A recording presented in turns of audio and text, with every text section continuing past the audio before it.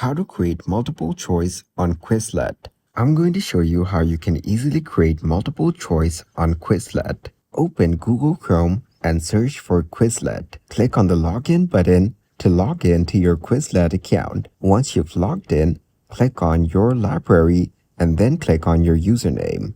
Click on the plus icon to start creating new content. Click on your sets and select the set you want to include multiple choice questions, or click on Create a New Set to start a new one. Fill in the required details to create a new flashcard set, such as the title, description, and any other necessary information. Click on Add Card to start adding questions to your set. In the Term field, enter the question you want to ask. In the Definition field, enter the correct answer. To add multiple choice questions, look for the option to add more answer choices. Enter the incorrect options as additional choices. Repeat steps 7 to 10 for each multiple choice question you want to add. Once you've added all your questions, review your set to make sure everything is correct.